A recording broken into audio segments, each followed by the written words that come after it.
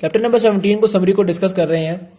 पहले पेज के ऊपर ब्लड फ्लो के उन्होंने फंक्शंस बताए थे कि वो ऑक्सीजन को डिलीवर कर रहा होता है, वो आयन कंसंट्रेशन को मेंटेन कर रहा होता है, वो कार्बन डाइऑक्साइड को रिमूव कर रहा होता है, ट्रांसपोर्ट ऑफ हार्मोन कर रहा होता है, न्यूट्रिएंट्स को डिलीवर कर रहा होता है।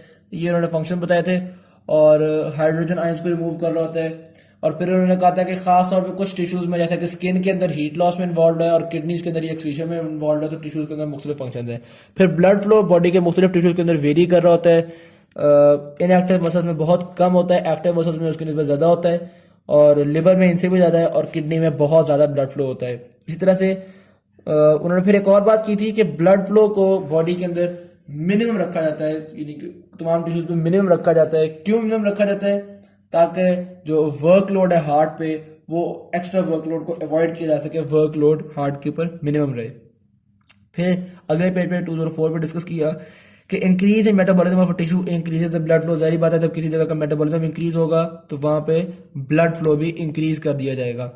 अच्छा, ऑक्सीजन डिफिशिएंसी हमने देखा कि ऑक्सीजन डिफिशिएंसी का खास रोल था। ऑक्सीजन डिफिशिएंसी इंक्रीज कर रही थी ब्लड फ्लो को। कैसे पता चला? 4-5 कंडीशंस थी, जैसे कि निमोनिया या हाई एल्टीट्यूड या कार्बन मोनोऑक्साइड पॉइजनिंग या साइनाइड पॉइजनिंग।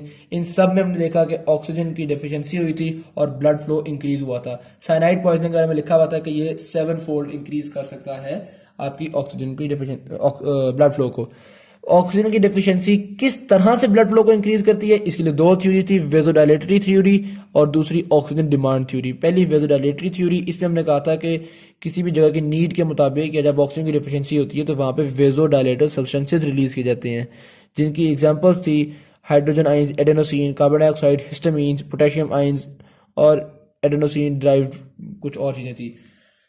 अच्छा, तो वेजोडाइलेटर सब्सटेंसेस सिक्रीट किए जाते हैं कि वेजोडाइलेटर सब्सटेंसेस जो हैं वो जाते हैं और जाके स्फिंक्टर्स को डायलेट करते हैं, उनके मसल्स को डायलेट करते हैं। आर्टेरियोल्स पे इनका खास तौर पे इफेक्ट होता है। ये चीज़ तो हमने डिस्कस कर ली। एक एग्जांपल दी हुई थी कि अगर किसी जगह पे ऑक्सीजन की डिफिशिएंसी हो जाती है तो वहाँ पे लैक्टिक एसिड और एडेनोसिन जैसी चीज़ें प्रोड्यूस होती हैं। ये चीज़ें वेजोडाइलेटरी इफेक्ट दिखाती हैं और वेजोडाइलेशन कॉज करती हैं। फिर उन्होंने एडेनोसिन के बारे में कहा कि ये एक इंपॉर्टेंट डायलेटर है, ख़ास तौर पे हार्ट के अंदर ये इंपॉर्टेंट था। क्यों? क्योंकि हार्ट के अंदर हमने देखा था कि या तो ब्लड फ्लो कम होता था तो एडेनोसिन रिलीज हो रही थी, या हार्ट एक्स्ट्रा मेटाबॉलिज्म कर रहा था तो एक्स्ट्रा मेटाबॉलिज्म के नतीजे में ज़्यादा ऑक्सीजन यूज़ हो रही थी, नंबर 1, ज़्यादा एटीपी यूज़ हो रही थी, नंबर 2, और ज़्यादा एटीपी यूज़ हो रही थी, ज़्यादा एडेनोसिन बन रही थी, नंबर 3। तो ज़्यादा एडेनोसिन बन रही थी और ये ज़्यादा एडेनोसिन ब्लड फ्लो को बढ़ा रही थी। तो इस तरह हमने देखा कि एडेनोसिन जो है ब्लड फ्लो को बढ़ा रही है। तो चाहे मेटाबॉलिज्म ज़्यादा हो या ब्लड फ्लो ज़्यादा हो, एडेनोसिन रिलीज हो रही थी हर सूरत में और ब्लड फ्लो को इंक्रीज कर रही थी। तो ब्लड फ्लो मतलब वेजोडाइलेटर्स कब रिलीज हो रहे होते हैं? नंबर 1, अगर किसी जगह पे ब्लड फ्लो कम हो जाए तो रिलीज होते हैं ब्लड फ्लो को बढ़ाने के लिए। नंबर 2, अगर टिश्यू का मेटाबॉलिज्म तेज हो जाए तो रिलीज होते हैं ब्लड फ्लो को बढ़ाने के लिए। फिर नंबर 2 पे आती थी ऑक्सीजन डिमांड थ्योरी। ये बड़ा एक डायरेक्ट किस्म की थ्योरी थी, यानी कि उन्होंने कहा कि जो वैस्कुलर मसल्स हैं उनको ऑक्सीजन की ज़रूरत है।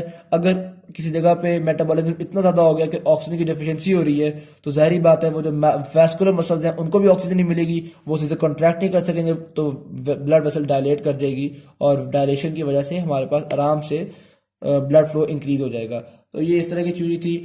अच्छा, एक और बात उन्होंने बताई थी कि जो प्री कैपिलरी स्फिंक्टर्स हैं ये ईदर क्लोज्ड होते हैं और कंप्लीटली ओपन होते हैं, और इनका एक साइक्लिकल ओपनिंग और क्लोजिंग चलती चली जाती है। इस साइक्लिकल ओपनिंग और क्लोजिंग को हम वेजो मोशन कहते हैं। अच्छा, अगर ब्लड की रिक्वायरमेंट है यानी ब्लड फ्लो को इंक्रीज करना है तो निस्बतन ओपनिंग ज़्यादा होगी, और अगर ब्लड फ्लो को इंक्रीज नहीं करना या डिक्रीज करना है तो निस्बतन ओपनिंग कम होगी इसकी प्री कैपिलरी स्फिंक्टर्स की। अच्छा, फिर ये दोनों में आकर ऑक्सीजन डिमांड थ्योरी और वेजोडाइलेटरी थ्योरी लिखा हुआ था कि truth lies in combination of two theories. इन दोनों में कुछ ना कुछ होगा। ऑक्सीजन डिमांड थ्योरी को हम न्यूट्रिएंट डिमांड थ्योरी भी कहते हैं, क्योंकि जिस तरह लैक ऑफ ऑक्सीजन करती है, इसी तरह हमने देखा कि लैक ऑफ ग्लूकोज भी वेजोडाइलेशन कॉज कर सकती है, या लैक ऑफ विटामिन बी। तो लैक ऑफ विटामिन की कंडीशन लिखी हुई थी, बेरी बेरी डिजीज है, उसके अंदर लैक ऑफ विटामिन हो जाता है। जब विटामिन की डेफिशिएंसी होती है तो चूंकि विटामिन एटीपी की प्रोडक्शन में काम कर रहा होता है तो विटामिन की डेफिशिएंसी एटीपी की डेफिशिएंसी कॉज करती है। जब एटीपी कम बनता है तो smooth muscles of the blood vessels contract नहीं कर पाते, कॉन्ट्रैक्ट नहीं करते तो डायलेशन कॉज हो जाती है और ब्लड फ्लो 2 से 3 गुना बढ़ जाता है। तो जिनको बेरी बेरी होता है उनकी बॉडी के अंदर blood flow 2 fold to 3 fold increase किया हुआ होता है, बिला वजह ब्लड फ्लो बढ़ा हुआ होता है। फिर उसके अलावा एक्यूट ब्लड कंट्रोल की 2 स्पेशल एग्जांपल्स थी। रिएक्टिव हाइपरीमिया और एक्टिव हाइपरीमिया। रिएक्टिव हाइपरीमिया में ये था कि जब किसी भी जगह पे ब्लॉक हो जाती है ब्लड वेसल, काफी देर बाद जब वो अनब्लॉक होती है, अगर कुछ सेकंड्स के लिए अनब्लॉक हुई है तो कुछ सेकंड्स के लिए ब्लड फ्लो इंक्रीज रहेगा। अगर कुछ आवर्स के लिए अनब्लॉक रही है ब्लड वेसल तो फिर कुछ आवर्स के लिए ब्लड फ्लो इंक्रीज रहेगा। इसको हम कहते हैं रिएक्टिव हाइपरीमिया। और एक्टिव हाइपरीमिया ये होता है कि सिंपल सी बात है, मेटाबॉलिज्म के बढ़ जाने से जो ब्लड फ्लो है वो इंक्रीज कर जाता है।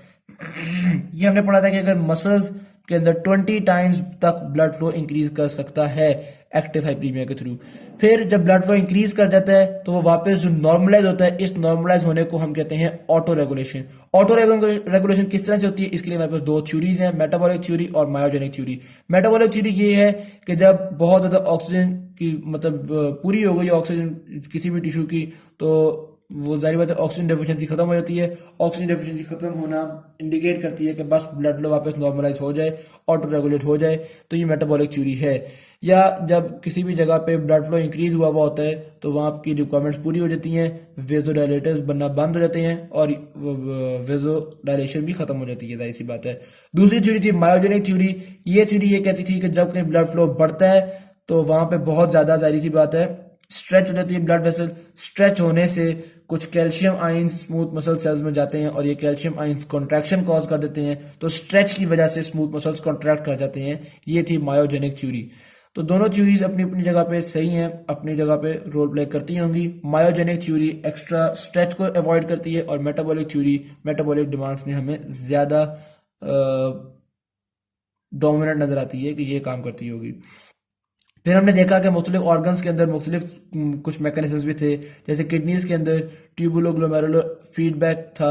इसमें क्या था कि डिस्टल कन्वोल्यूटेड ट्यूब्यूल पे मैकुलर डेंसा था, एपिथेलियल स्ट्रक्चर था एक मैकुलर डेंसा। ये macular densa distal convoluted tubule की फ्लूइड कंटेंट को देख के एफरेंट आर्टेरियोल को बताता था कि ब्लड फ्लो कम करना है या ज़्यादा। दूसरा हमने देखा कि ब्रेन्स के अंदर खास तौर पे कार्बन डाइऑक्साइड और हाइड्रोजन कंसंट्रेशन भी सिग्निफिकेंट रोल प्ले कर रही होती है ब्लड फ्लो को कंट्रोल करने के लिए। तीसरा स्किन के अंदर हमने देखा था कि ब्लड फ्लो जो है वो बॉडी टेम्परेचर रेगुलेशन के मुताबिक कंट्रोल हो रहा होता है, क्योंकि स्किन का जो ब्लड फ्लो है वो बॉडी टेम्परेचर को कंट्रोल करने में हेल्प आउट कर रहा होता है।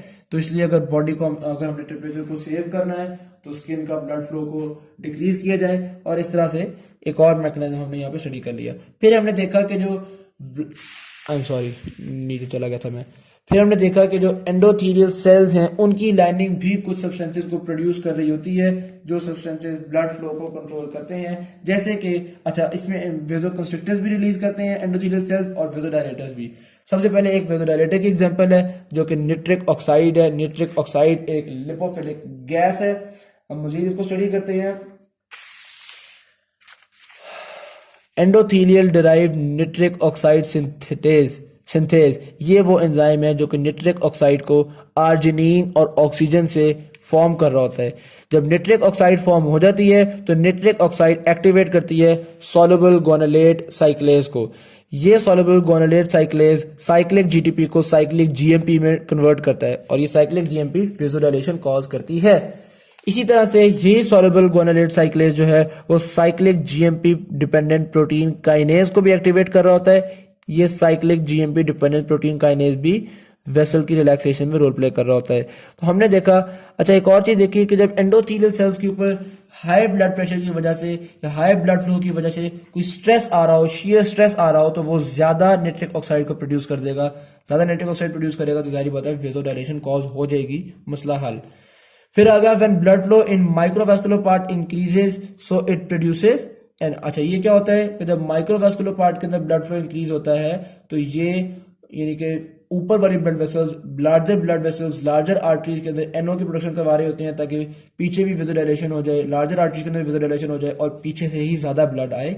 तो ये भी हमने एक रोल पढ़ा एनओ का। फिर उन्होंने कहा कि कुछ वेजो कंस्ट्रिक्टर्स जैसा कि एंजियोटेंसिन 2 ये भी स्टिमुलेट करते हैं नाइट्रिक ऑक्साइड की प्रोडक्शन को। हालांकि नाइट्रिक ऑक्साइड तो वेजोडाइलेटर है, लेकिन वेजो कंस्ट्रिक्टर्स इसलिए इसको स्टिमुलेट करते हैं ताकि वेजो कंस्ट्रिक्शन जो है वो लिमिट में रहे, वो औकात के अंदर रहे, उससे कोई लॉस ना हो सके, ज्यादा वेजो कंस्ट्रिक्शन ना हो जाए। फिर हमने देखा कि अगर एंडोथेलियल सेल्स डैमेज हो जाएं तो एनओ प्रोडक्शन जो है वो कम हो जाती है और वेजो कंस्ट्रिक्शन एक्सेसिव हो जाती है। ये हमारे लिए इंजीरियस हो सकता है, बॉडी के लिए डेंजरस हो सकता है अगर इसको ट्रीट ना किया जाए तो। अच्छा, फिर हमने देखा कि निट्रिक ऑक्साइड के इस रूल से इस चीज़ की डिस्कवरी से पहले भी नाइट्रेट डेरिवेटिव्स को क्लिनिकली यूज़ किया जाता था। किस लिए? एंजाइना पेक्टोरिस के ट्रीटमेंट के लिए। एंजाइना पेक्टोरिस क्या था कि जो हार्ट की ब्लड वेसल्स हैं उनके अंदर इतनी ज़्यादा वेजो कंस्ट्रिक्शन होती थी कि इस चीज़ में यानी कि लैक ऑफ ऑक्सीजन होती थी और हार्ट पेन होती थी। तो लैक ऑफ ऑक्सीजन होती थी, इसको अवॉइड करने के लिए नाइट्रेट डेरिवेटिव्स दिए जाते थे। उससे क्या होता था, बॉडी के अंदर एनओ प्रोड्यूस होती थी और वो एनओ जो है वो पूरी बॉडी में वेजोडाइलेशन कॉज करती थी। वेजोडाइलेशन जो है वो हमारे एंजाइना का ट्रीटमेंट कर लेती थी। फिर इसी तरह से एक और चीज़ यहाँ पे PDE5 इसकी एब्रीविएशन थी, था क्या? Cyclic GMP specific phosphodiesterase. ये साइक्लिक जीएमपी को डिग्रेड करता है एंजाइम। हम इसको इनहिबिट करने वाले, इस एंजाइम को इनहिबिट करने वाले ड्रग्स दे देते हैं ताकि ये एंजाइम जब इनहिबिट होगा तो साइक्लिक जीएमपी डिग्रेड नहीं हो सकेगा। साइक्लिक जीएमपी डिग्रेड नहीं हो सकेगा तो वेजोडाइलेशन ज़्यादा देर के लिए रहेगी, क्योंकि साइक्लिक जीएमपी वेजोडाइलेशन कॉज कर रहा था।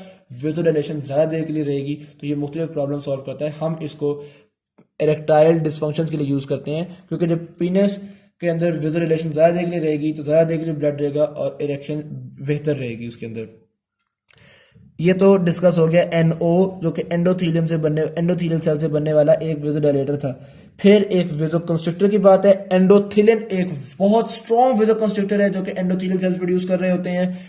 एंडोथिलिन के बारे में, ये कब प्रोड्यूस करेंगे?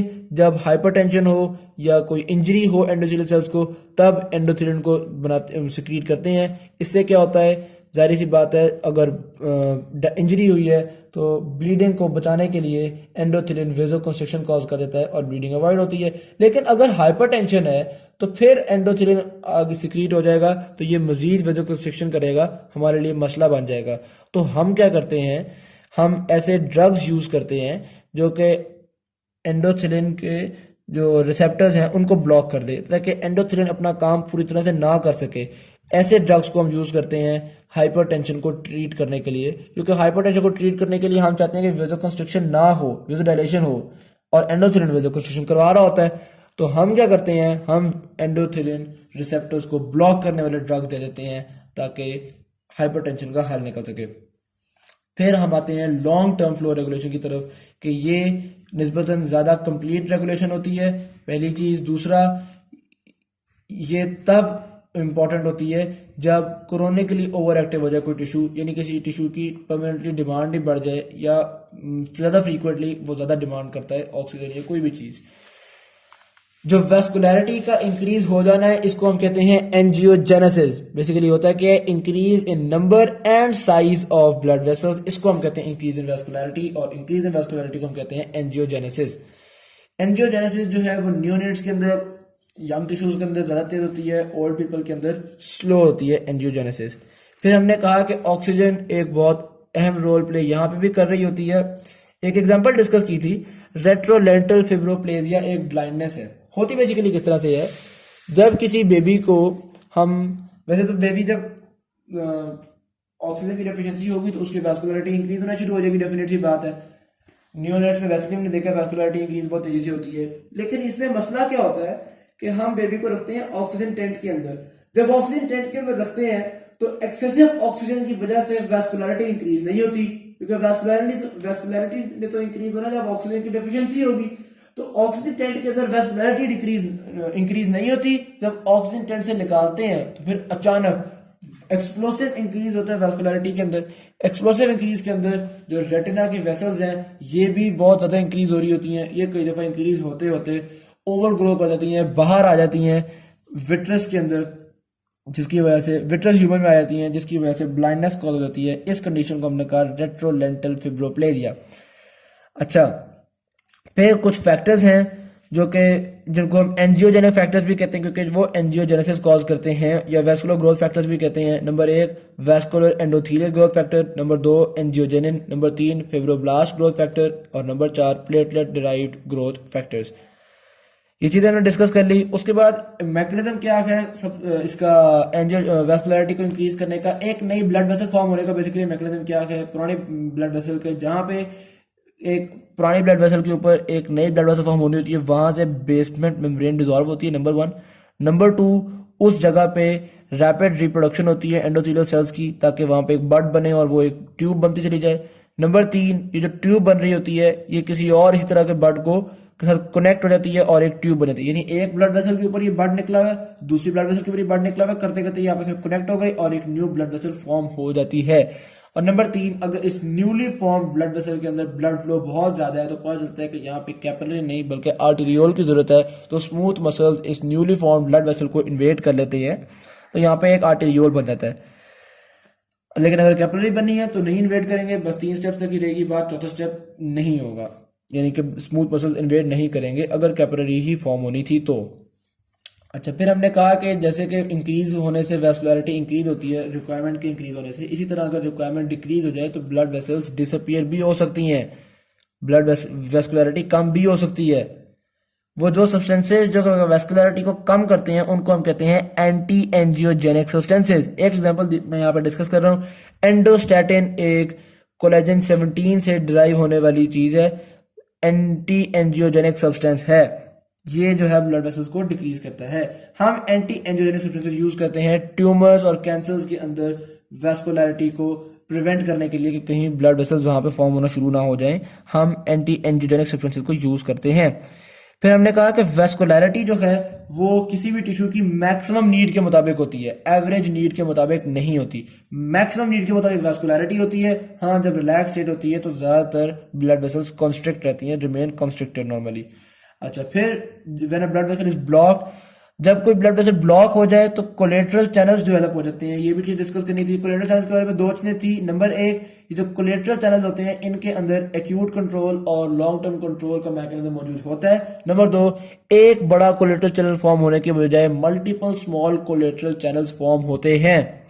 यही कोलेटरल चैनल्स हैं जिनकी वजह से अक्सर हार्ट अटैक प्रिवेंट हो जाता है, क्योंकि 60 ईयर्स की एज के बाद कोरोनरी आर्टरी के अंदर थ्रोम्बोसिस बड़ा फ्रीक्वेंट होता है, लेकिन इस थ्रोम्बोसिस की वजह ये जो ब्लॉकेज कॉज होती है इसके इर्द गिर्द कोलेटरल चैनल्स फॉर्म हो जाते हैं जो कि हार्ट टिश्यू की डेथ नहीं होने देते और हार्ट अटैक को प्रिवेंट कर लेते हैं। फिर आगे चलते हैं, लैपलेस इक्वेशन को डिस्कस किया। लैपलेस इक्वेशन होती है tension is equals to radius into pressure.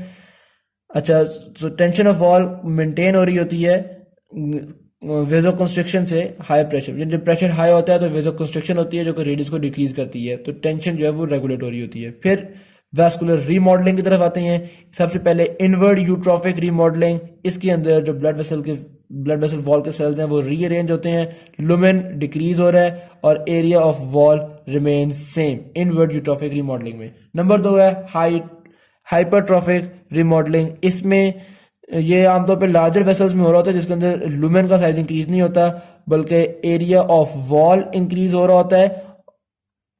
अच्छा, ये आमतौर पे अगर आप किसी वेन को प्लेस कर दें आर्टरी की जगह पे तो वहां पे भी ऐसे ही होगा कि वेन को आर्टरी की जगह पे प्लेस करने से वो जो वेन है वो उतने ज़्यादा प्रेशर को देखते हुए अपनी जो वॉल है उसके डायमीटर वॉल के थिकनेस को इंक्रीज करेगी और हाइपरट्रॉफिक रीमॉडलिंग की एग्जांपल बन जाएगी। हाइपरट्रॉफिक रीमॉडलिंग में बेसिकली जो स्मूथ मसल्स होते हैं ब्लड वेसल वॉल के वो हाइपरट्रॉफी अंडरगो करते हैं, वो साइज में भी इंक्रीज हो जाते हैं और फाइबर्स भी बनते हैं वॉल के अंदर जो कि वॉल को थिक भी कर देते हैं और अनफॉर्चुनेटली स्टिफर भी कर देते हैं, और इस स्टिफ होने की वजह से क्रोनिक हाइपरटेंशन भी कॉज हो जाती है, तो ये एक प्रॉब्लम भी हो जाता है। तो आगे पे जो लिखा हुआ है व्हेन वेन इज इम्प्लांटेड, उस चीज़ को हम पहले डिस्कस कर चुके हुए हैं। अच्छा, फिर एक एग्जांपल थी कि जब किडनी फेलियर होता है तो डायलिसिस के लिए एट्रियोवेंट्रल फिस्टुला बनाना पड़ता है। जब एट्रियोवेंट्रिकुलर फिस्टुला बनाया जाता है तो आर्टरी और वेन जिन दोनों के बीच में फिस्टुला बनाया जाता है इन दोनों की जो ब्लड फ्लो है वो इंक्रीज हो जाता है। आर्टरी के अंदर आउटवर्ड रीमॉडलिंग होती है, यानी कि लुमेन और वॉल का एरिया इंक्रीज होता है लेकिन वॉल की थिकनेस सेम रहती है क्योंकि आर्टरी की वॉल ऑलरेडी बहुत थिक होती है, लेकिन वेन की वॉल चूंकि थिन होती है तो वेन के अंदर वॉल का एरिया भी इंक्रीज हो रहा है, वॉल की थिकनेस भी इंक्रीज हो रही है और लुमेन का डायमीटर भी इंक्रीज हो रहा होता है। अच्छा जी, फिर लिखा हुआ है क्रोनिक डिक्रीज इन फ्लो, यानी कि अगर फ्लो कम हो जाए तो अच्छा ये तो हमने डिस्कस करी ना रीमॉडलिंग इंक्रीज होने की सूरत में, लेकिन अगर आहिस्ता आहिस्ता फ्लो कम हो जाए तो ये लुमेन का साइज कम भी हो सकता है, इसी तरह वॉल की थिकनेस कम भी हो सकती है, ये दोनों सूरतों में चलती है चीज़। फिर ह्यूमोरल कंट्रोल यानी कि हार्मोन या लोकली प्रोड्यूस सब्सटेंसेस कंट्रोल, इसमें दो तरह के सब्सटेंसेस हैं, एक वेजोकंस्ट्रिक्टर्स और एक वेजोडाइलेटर्स। वेजोकंस्ट्रिक्टर्स में नॉर एपिनेफ्रिन को डिस्कस किया हुआ, जिसका ड्यूअल सिस्टम होता है, एक तो डायरेक्ट नर्व स्टिमुलेशन और दूसरा इनडायरेक्ट इफेक्ट्स। अच्छा, डायरेक्ट किस तरह से कि जो नर्व्स होती हैं वो उनकी एंडिंग्स नॉरएपिनेफ्रिन को रिलीज कर रही होती हैं, और इनडायरेक्ट इस तरह से कि जो नर्व्स होती हैं वो एड्रिनल मेडुला जैसे ऑर्गन्स को स्टिमुलेट करती हैं कि वो नॉरएपिनेफ्रिन को प्रोड्यूस करें, और ये डिस्कस हो गया। फिर एपिनेफ्रिन एक वीक वेजोकंस्ट्रिक्टर है, ये वेजोडाइलेशन भी कॉज करता है कई दफ़ा, जैसे कि कोरोनरी आर्टरीज के अंदर अगर हार्ट रेट बढ़ जाए तो एपिनेफ्रिन वेजोडाइलेटरी इफेक्ट दिखाता है। फिर एक एंजियोटेंसिन 2 है, एंजियोटेंसिन 2 एक इंपॉर्टेंट वेरी स्ट्रॉन्ग वेजोकंस्ट्रिक्टर है, ये नॉर्मली आर्टेरियोल्स के ऊपर एक्ट कर रहा होता है और टोटल पेरिफेरल रेजिस्टेंस को बढ़ा रहा होता है, नंबर 1। नंबर 2, ये सोडियम और वाटर की एक्सक्रीशन को भी इंक्रीज करता है या डिक्रीज करता है, तो ये आपके आर्टीरियल प्रेशर को भी रेगुलेट कर रहा होता है। किस तरह से देखें, अगर वाटर की एक्सक्रीशन को डिक्रीज करेगा ये, तो जाहिर बात है ज़्यादा वाटर ब्लड में रिटेन होगा, ब्लड वॉल्यूम बढ़ जाएगा, आर्टीरियल प्रेशर बढ़ जाएगा, तो ये एंजियोटेंसिन आर्टीरियल प्रेशर को रेगुलेट कर रहा है और टोटल पेरिफेरल रेजिस्टेंस को भी इंक्रीज कर रहा है। तीसरा वेजोप्रेसिन है, वेजोप्रेसिन भी इसको एंटी डायूरेटिक हार्मोन भी कहते हैं। वेजोप्रेसिन हाइपोथैलेमस के अंदर फॉर्म हो रहा होता है, पिट्यूटरी ग्लैंड के अंदर स्टोर हो रहा होता है, और इसका भी लिटिल रोल है वैसे तो इसका रोल डेफिनेटली है ही है, लेकिन चूंकि ये कम तादाद में पाया जाता है तो हमने कहा कि वेजोप्रेसिन, कुछ साइंटिस्ट बिलीव करते हैं कि इसका वेजोकंस्ट्रिक्टर के तौर पे बहुत इंपॉर्टेंट रोल नहीं है। अलबत्ता ये ज़रूर है कि हाँ, ये जाहिर सी बात है एक्सक्रीशन में वाटर की रीअब्जॉर्प्शन में एक इंपॉर्टेंट रोल प्ले कर रहा होता है, जिस वजह से इसको हम एंटी डायूरेटिक हार्मोन भी कहते हैं। फिर वेजोडाइलेटर्स की तरफ आते हैं। वेजोडाइलेटर्स दो तरह के थे, हिस्टामिन और काइनेंस। काइनेंस में कैलेक्रीन एक एंजाइम था, कैलिक्रीन एक एंजाइम था जो कि काइनेंस को प्रोड्यूस कर रहा था। हमने एक एग्जांपल देखी थी कि जब इन्फ्लेमेशन से एक्टिवेट होता है कैलिक्रीन, तो कैलिक्रीन अल्फा 2 ग्लोबिन से एक काइनेन फॉर्म करता है, उस काइनेन का नाम है कैलिडिन। ये जो कैलिक्रीन ने कैलिडिन फॉर्म किया है, ये कैलिडिन कन्वर्ट होता है ब्रेडिकाइनिन के अंदर। ये ब्रेडिकाइनिन क्या करता है, वेजोडाइलेशन कॉज करता है और increase permeability of the capillaries cause कर देता है। इन चीज़ों की वजह से एडेमा यानी कि स्वेलिंग हो जाती है। और ब्रेडिकाइनिन को इनएक्टिवेट करने के लिए हमारे पास कार्बोक्सी पेप्टिडेज एंजाइम होता है, ये चीज़ भी यहाँ पे लिखी हुई है। कैलिक्रीन को इनएक्टिवेट करने के लिए कैलिक्रीन इनहिबिटर्स भी होते हैं, डिस्कस हो गया। फिर हिस्टामीन्स जो है वो हमारे पास एलर्जिक रिएक्शंस कर रहे होते हैं। किस तरह से कर रहे होते हैं, हिस्टामीन्स भी वेजोडाइलेटरी इफेक्ट रखते हैं और पोरोसिटी ऑफ कैपिलरीज को भी इंक्रीज कर रहे होते हैं हिस्टामीन्स। इस चीज़ को भी हमने डिस्कस कर लिया। तो ये दो तरह के वेजोडाइलेटर्स आ गए। फिर उसके बाद आयंस के बारे में लिखा हुआ था कि पोटेशियम आयंस भी वेजोडाइलेशन कॉज करती हैं, मैग्नीशियम आयंस वेजोडाइलेशन कॉज करती हैं, हाइड्रोजन आयंस की कंसंट्रेशन ज़्यादा हो तो वेजोडाइलेशन कॉज करती हैं, एसिटेट और सिट्रेट आयन वेजोडाइलेशन कॉज कर रही होती हैं, कार्बन डाइऑक्साइड खास तौर पे ब्रेन के अंदर वेजोडाइलेशन कॉज कर रही होती है क्योंकि ब्रेन में इसका सेंसिटिविटी ज़्यादा होती है। फिर इसी तरह से हमने कहा कि एक सिर्फ आयन है कैल्शियम आयन, जो कि वेजोडाइलेशन नहीं बल्कि वेजोकंस्ट्रिक्शन कॉज करता है, क्योंकि कैल्शियम आयन जब इंक्रीज होता है तो वो स्मूथ मसल्स के कंस्ट्रिक्शन को हेल्प करता है और स्मूथ मसल्स जब कंस्ट्रिक्ट होंगे तो वेजोकंस्ट्रिक्शन हो जाएगी। एट द एंड चैप्टर के एंड में जो लिखा हुआ था कंक्लूडिंग पैराग्राफ, उसमें उन्होंने ये कहा था कि वेजो एक्टिव सब्सटेंसेस यानी कि वेजोडाइलेटर्स और वेजोकंस्ट्रिक्टर्स के जो इफेक्ट हैं वो बहुत ज़्यादा नहीं होते ब्लड फ्लो पे, क्योंकि ज़्यादातर टिश्यू की नीड्स के मुताबिक लोकल ब्लड कंट्रोल ही चल रहा होता है। ब्लड वेसल्स को वेजोकंस्ट्रिक्टेड वेजोडाइलेट करवाया जा रहा होता है टिश्यूज़ की मेटाबॉलिक नीड्स के मुताबिक ही। Thank you very much.